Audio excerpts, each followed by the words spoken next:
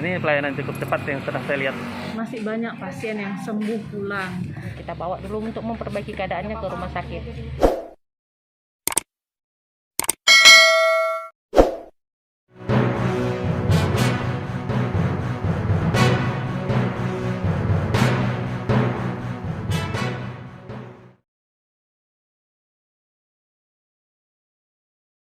Ada pasien yang membutuhkan pertolongan, kita langsung komunikasi dan koordinasi antara puskesmas yang masuk wilayah di sini sekalian dengan dinas kesehatan tadi bagian daripada kabitnya, dan kita berkoordinasi. Kemudian tidak lama kita memutuskan bahwa pasien tersebut penanganan pertama dulu di sini, perbaikan keadaan umum dengan memberikan oksigen dan mengukur saturasinya.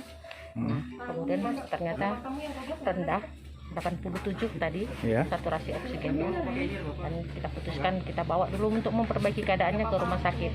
Nanti cek di sana, baru nanti apakah bisa perbaikan isoman atau dirawat lagi. Ini tanggung jawab dari wilayah tempat yang ada puskesmasnya, tetapi kita tidak pakem ke situ, tetapi kita sistemnya adalah suatu tim satgas yang solid di kabupaten. Kita bersama-sama dengan kecamatan yaitu puskesmas, kita berusaha untuk menolong masyarakat itu secepat mungkin yang kita bisa. Puskesmas yang berbeda daripada wilayah ini masuk Damai.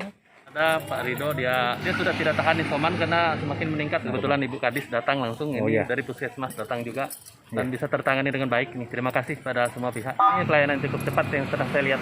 APD kita siapkan juga peralatan, alat-alatnya, sarana prasarannya ada di dalam. Untuk yang batuk pilek itu bahkan ada sampai sesak, segera mendatangi fasilitas kesehatan puskesmas terdekat.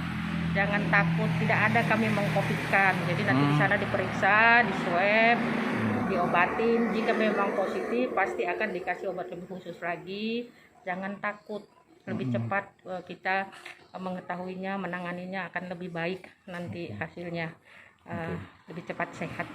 Dan jangan lupa untuk masih tetap dengan protokol kesehatannya secara disiplin dan ketat. Ya, nanti pasiennya akan biasanya ada operan dari perawat dulu ya Pak ya, karena kan terkait dengan TTP atau follow up pasien, tentang keadaan pasien.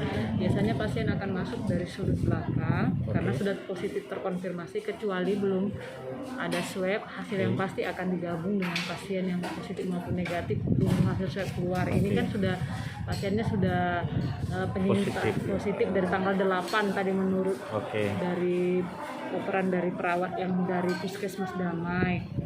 Jadi pasiennya dimasukkan di sana, kami observasi sambil ambil darah, terus nanti akan dikonsultasikan dengan dokter penyakit dalam. Sejauh ini memang masih Pak, masih diizinkan, kecuali sudah di ruang meranti ya, ruang isolasi COVID ataupun aula. Di situ tidak boleh lagi ada pendamping kalau selama di IGD. Belum ada sih SOP yang menyatakan pasien tidak bisa didampingi, tapi sejauh ini masih banyak aja pasien yang didampingi. Takutnya terkonfirmasi kembali nanti keluarganya. Isolasi COVID IGD biasanya tidak ada waktu tenggang ya Pak ya, karena akan dilakukan pemeriksaan seperti saya lakukan tadi, mengambil darah kembali, konsultasi dengan dokter penyakit dalam, dan pemberian terapi. Nanti diobservasi kembali jika keadaan pasiennya SPO2 di bawah 80, itu tidak buru-buru kami antar Pak, karena nggak mungkin diantar dalam kondisi begitu, harus distabilkan dulu. Terus menanyakan juga hasil di ruang isolasi COVID-nya full atau tidak. Selain itu berarti ada tipenya gejala ringan, sedang, dan berat. Kalau nanti pasiennya datang dengan SPO2-nya sudah di atas 95 lah minimal, itu bisa pulang, atau dia tidak ada gejala sesak sama sekali Pak. Tapi kebanyakan pasien kami ini merasa khawatir terkadang karena tidak ada keluarga. Tapi kekhawatiran itu terkadang pribadi sih Pak. Ada yang merasa kalau nggak ada keluarganya nyaman aja, karena ada juga perawat dan nakes lain yang di ruang isolasi COVID. Dan kalau yang pulang itu memang kalau yang memang sesak gejala berat, nggak lama, 1 atau 2 hari, bahkan pulang pagi, siang atau sorenya sudah kembali lagi dan akhirnya rawat inap. Jadi kami berusaha menyatakan walaupun gejala berat, sedang, ringan pasti sembuh jika mengikuti terapi atau obat yang diberi oleh dokternya diminum dan mengikuti apa yang kami edukasikan. Kalau kami sendiri takut, gimana keadaan kami nanti tenang menangani pasien, sementara ini sudah pandemi, jadi kami ya harus lebih care lagi, menganggap tidak ada pembedaan sih, biar dia COVID maupun tidak COVID, kami berharap bisa menangani dengan baik. Janganlah takut, karena walau ada 1-2 pasien mungkin yang merasa tidak nyaman, tapi masih banyak pasien yang sembuh pulang.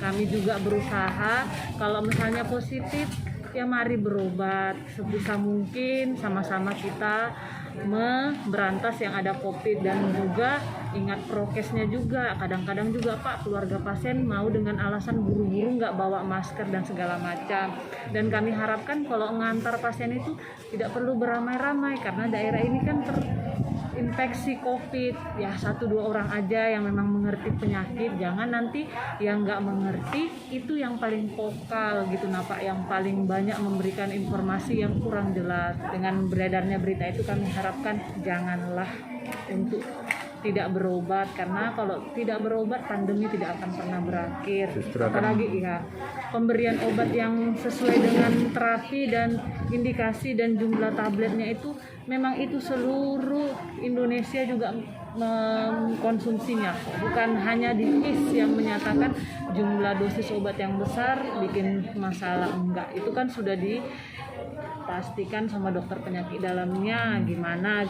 akan dari efek sampingnya dan gimana penanganannya.